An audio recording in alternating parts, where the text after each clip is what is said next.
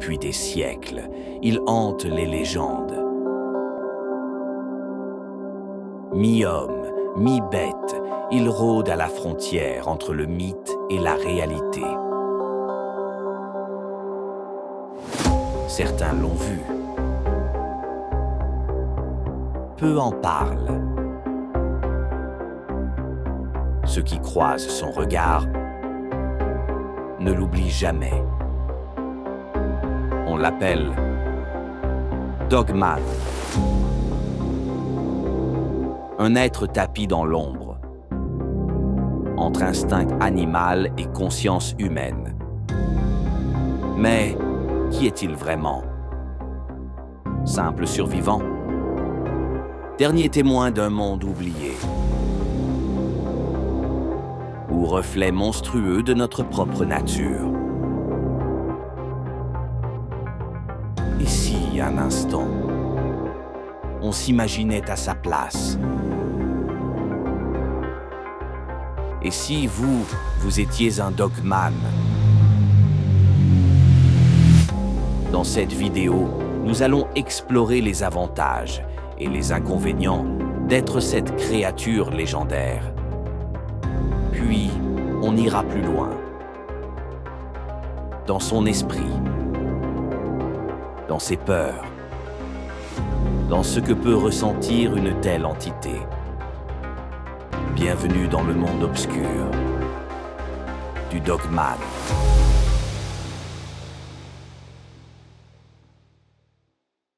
Salut à tous. Aujourd'hui, on va tenter de rentrer dans la tête de notre bestiole favorite, le Dogman. En effet, on va essayer de comprendre qui il est et surtout ce qu'il ressent en tant qu'être vivant, si tel est le cas.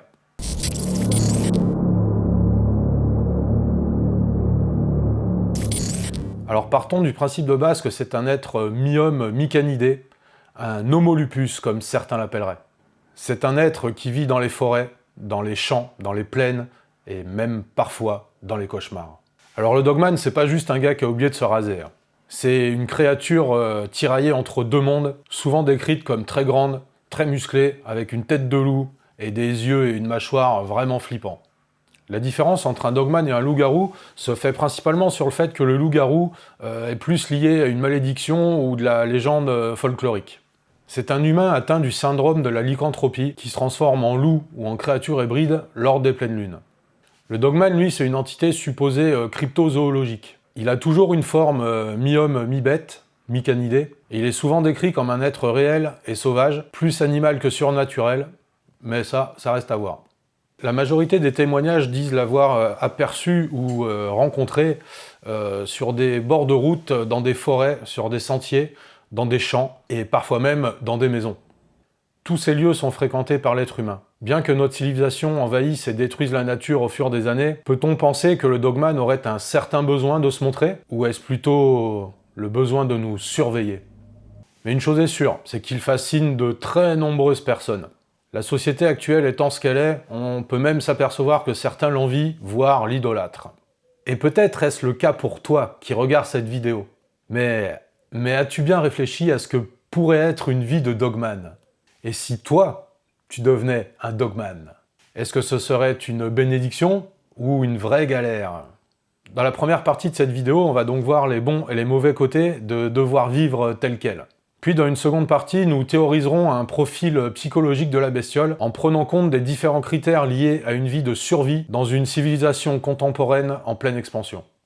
Allez, c'est parti, et ça commence maintenant.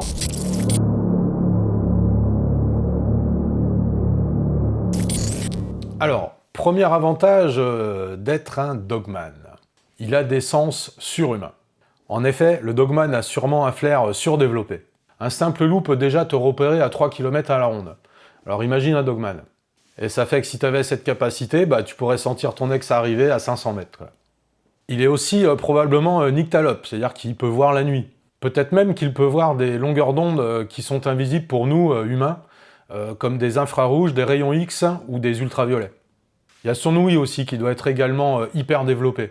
Encore une fois, un loup peut entendre des sons jusqu'à 40 kHz et repérer un bruit suspect jusqu'à 10 km à la ronde. Alors le Dogman, il peut sûrement très facilement tout repérer aussi.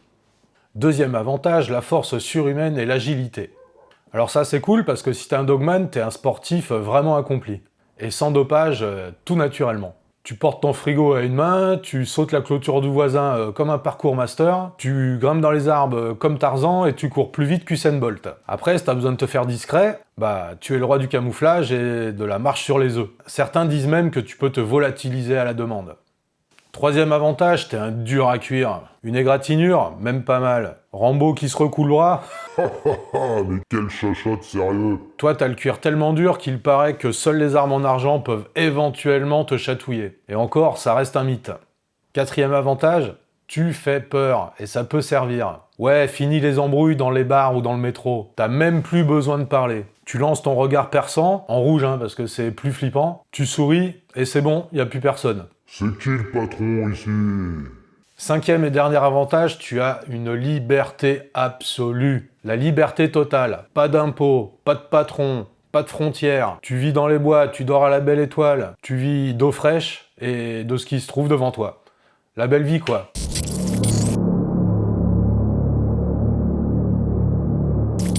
Alors maintenant, c'est le tour des inconvénients. Et il y en a quelques-uns quand même. Alors en tant que dogman, fatalement, tu subis un isolement social important. Alors c'est vrai, quand t'es un dogman, tu peux oublier les dates sur Tinder, quoi. Surtout quand tu finis la soirée à grogner sous la table. Et puis en pleine forêt, bah c'est pas facile de se faire des potes quand t'as les griffes de Freddy Krueger et le sourire de Dracula qui a super faim. Et en plus, apparemment, bah tu pues le chien mouillé. Deuxième inconvénient, c'est un contrôle instable. Et ouais, le problème, c'est que t'as le cortex reptilien beaucoup trop développé, quoi. T'es super vite vénère en mode qu'est-ce que t'as, toi? Le moindre son strident, la moindre bousculade, le moindre regard de travers, et ça part en couille grave, quoi. Pour l'autre, pas pour toi. Ah là là, l'instinct animal. Troisième inconvénient, c'est le problème vestimentaire. Et ouais, niveau fringue, en tant que dogman, en 12 mois, t'as ruiné 12 jeans. Et en plus, les marques ne font pas de sap super sympa à ta taille, quoi. Et pour les pompes, bah, vu les griffes que t'as aux pieds, je crois que c'est mort. Et puis, courir en tongs, c'est très chiant et tu vas vite perdre tes points de charisme. Quatrième inconvénient, c'est que t'es un vrai danger pour les autres. Et ouais, t'as beau aimer tes potes et ta famille, mais comme on disait, faut pas te contrarier. T'es hyper susceptible, voire un tant soit peu brutal. En tout cas, c'est ce que tout le monde ressent quand tu regardes les gens droit dans les yeux. Une crise, et tu risques de les mordre, littéralement.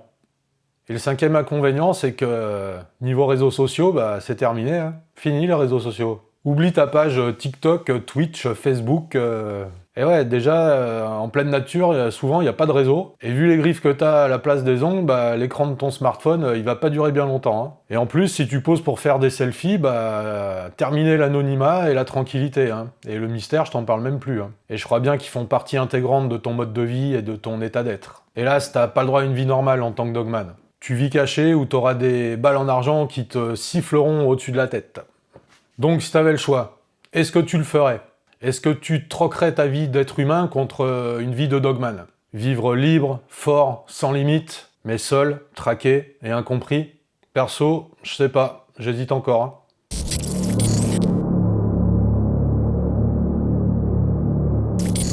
Alors maintenant, on va revenir un peu à des choses un peu plus sérieuses et on va réellement essayer de rentrer dans la tête du dogman, de lui tracer un profil psychologique. Parce que s'il existe, il pense, et s'il pense, il est. Donc, qui est-il et que ressent-il? Donc le dogman a sûrement un instinct de survie extrême. Il vit en marge, dans les forêts, dans les plaines, dans les montagnes, dans les endroits oubliés par l'homme. Et dans cet environnement hostile, avoir un instinct de survie n'est pas une qualité, c'est une nécessité, vraiment. Son ouïe capte le moindre craquement de branches, son odorat perçoit une présence à des centaines de mètres. En gros, il vit comme un chasseur, mais aussi comme une proie. Chaque jour de son existence est une lutte silencieuse contre les dangers naturels et humains. Et ce n'est pas de la paranoïa, c'est une lucidité permanente. Le dogman sait que l'homme, s'il le découvre, le tuera ou l'enfermera. Il se méfie des routes, évite les drones et se fond dans le paysage. Il est l'ombre que vous croyez avoir vue. Il est l'animal qui disparaît avant qu'on puisse le photographier. C'est également un être qui a une solitude choisie ou subie. En effet, le dogman est seul, totalement seul. Et est-ce un choix? Peut-être. Mais est-ce aussi une conséquence? Sans doute. En fait, il n'appartient pas vraiment à l'humanité et pas tout à fait au règne animal. Trop étrange pour vivre parmi les loups et trop effrayant pour vivre parmi les hommes. Cette solitude est à la fois un abri et une prison. Mais dans ce silence, il y a une forme de paix. Il n'a pas à parler, à expliquer ou à jouer un rôle. Il est, brutalement et intensément. Parfois, au sommet d'une montagne ou en haut d'un rocher, il observe le monde d'en haut. Il ne cherche pas la compagnie, mais parfois, il aimerait être vu, compris, ne serait-ce qu'un instant. On peut aussi supposer qu'il a une très grosse méfiance envers l'humain. En effet, il a vu ce que l'homme a fait aux siens.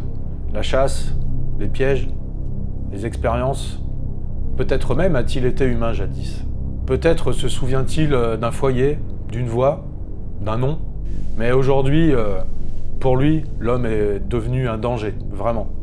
Trop imprévisible, trop bruyant, trop destructeur. Le dogman ne hait pas l'humain. Il l'évite, il le contourne, il le tolère, mais de loin. Il observe des camps, des maisons, des villes, comme on pourrait observer un monde qu'on ne comprend plus. Et peut-être qu'il se demande parfois, mais que leur est-il arrivé? Pourquoi ont-ils détruit ce lien avec la Terre? Et puis il repart, très vite, sans être vu. On peut également penser que le dogman a une mémoire profonde, avec des instincts très archaïques.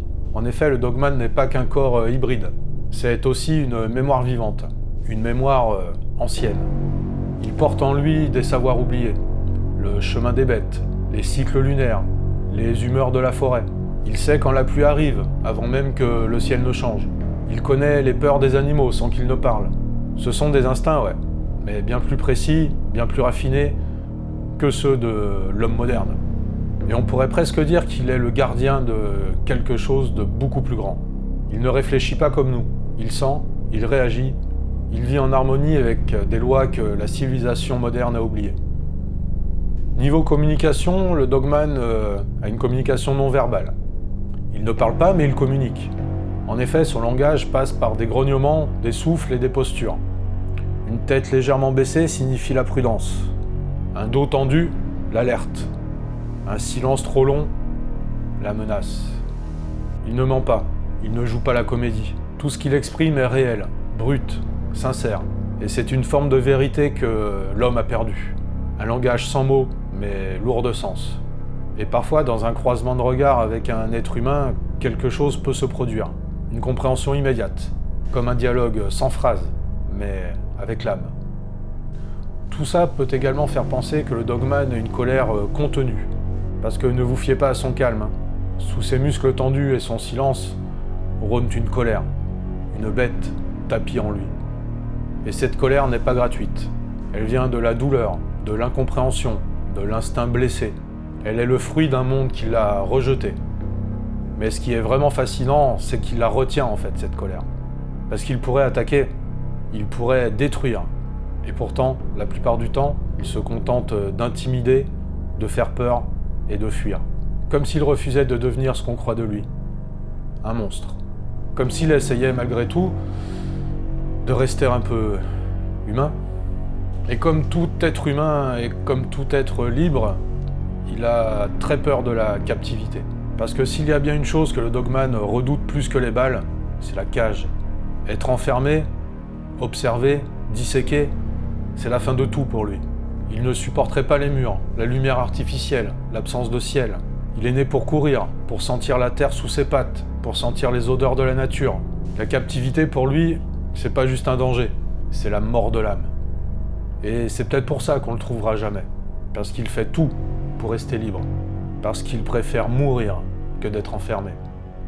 Mais malgré tout ça, il a de la joie de vivre. Elle est furtive, discrète, mais bien réelle. Quand il court à travers une clairière, quand la pluie lui lave les poils, quand il sent l'odeur du pain chauffé au soleil, il a, dans ses yeux, une étincelle. Il ne rit pas, mais il vit intensément.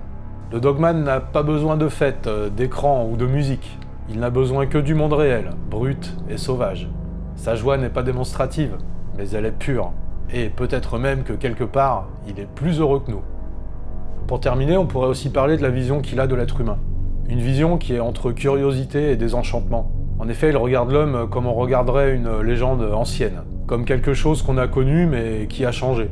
Il se souvient peut-être d'un temps où les humains écoutaient le vent, écoutaient la nature, respectaient les animaux, mais aujourd'hui il ne comprend plus ce monde d'asphalte, de pollution, de béton et de guerre. Et pourtant, il reste curieux. Il approche parfois, il observe les enfants jouer, il regarde les vieux parler aux arbres, il cherche encore des signes d'espoir.